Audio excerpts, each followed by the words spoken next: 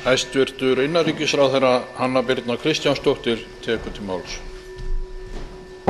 Virðulegur forseti, ég veit ekki hversu oft ég þarf að segja það hér og annars staðar og ég held að Valgerður Bjarnadóttir hv. þingmaður, talandi trúnað, ætti nú að læra að virða hann sjálf. Ég hvet hana til þess að kynna sér þingsköpin áður en menn fara hér mikinn og vitna í samtöl á nefndarfundum. En ég held líka að hv. þingmaður Mörður Árnason, sem hefur umrætt minnisblað, búinn að upplýsa það hér að hann hafi minnisblað undir höndum. Ég bara hvet hann til þess að upplýsa þingheim það hvað hann fékk minnisblaðið. Vegna þess að minnisblaðið sem hefur verið í gangi á ýmsum fjölmiðlum og hér og þar ekki sambærilegt við nein gögn í ráðuneytinu. Þannig ég bara hvet hv. þingmann endilega til þess að koma með gagnið. Og svo vitna menn aftur og aftur og aftur í niðurstöður í minnisblaði sem eiga að vera minnisblöður í innanríkisráðuneytinu og fara mikinn í því. Við erum búin að gera það sem við getum. Ráðuneytið búið að gera það sem það getur til þess að skoða málið. Með því að kanna það hjá starfsmönnum, með því að fara í gegnum tölvupósta og svo framvegis og svo framvegis. Nú málið í kæruferli.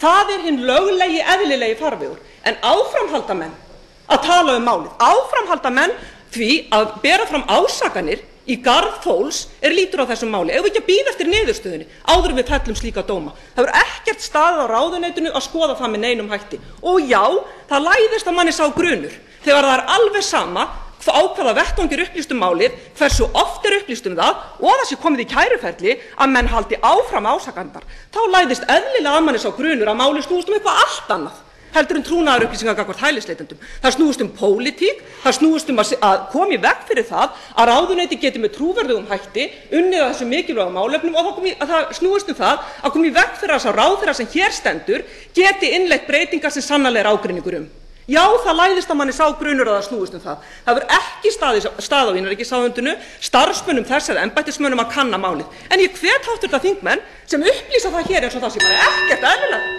að þeir séu með umrætt minnisblað að bara tilkynna hvaðan þeir fengu það.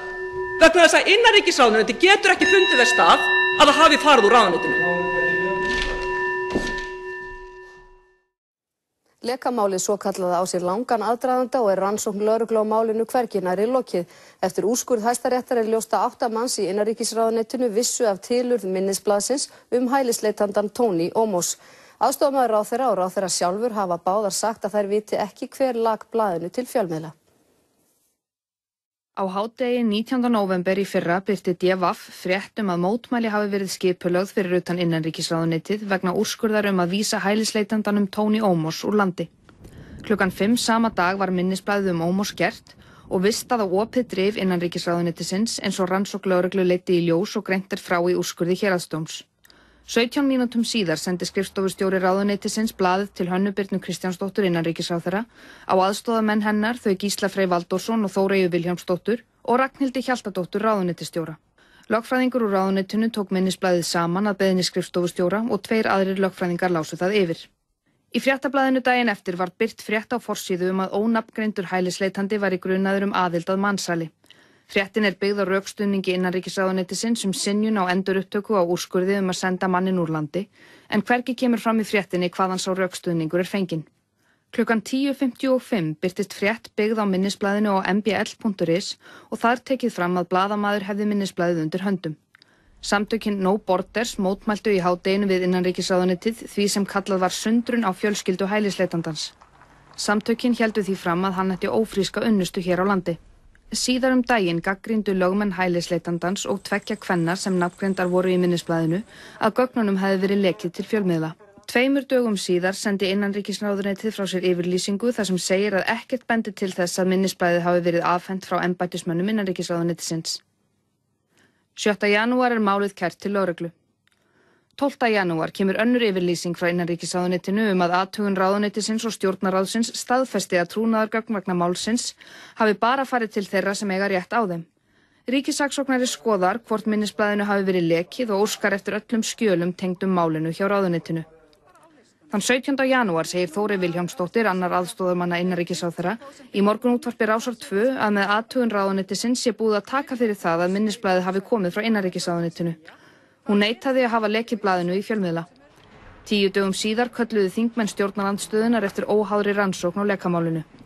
7. febrúar sendir ríkissaksóknari kæruna í lögreglurannsókn. Hanna Birna sagði þá að hún teldi ekki rétt að víkja sem innanríkisráðherra á meðan rannsókn lögreglu væri í gangi. Niðurstaða þessara athugana að ekkert í gögnum ráðuneytisins bendir til þess að trúnaðargögn hafi verið send til aðila sem ekki eiga rétt á þeim lögum samkvæmt. 7. apríl hafnar Héraðsdómur Reykjavíkur kröfu lögreglunar að gera fréttastjóra mbl.is að upplýsa hver lag minnisblaðinu til miðilsins. Hæstiréttur staðfestir svo úrskurð Héraðsdóms þann 2. maí. Ekki þó útilokað að lögregla láti aftur reyna á málið fyrir héraði.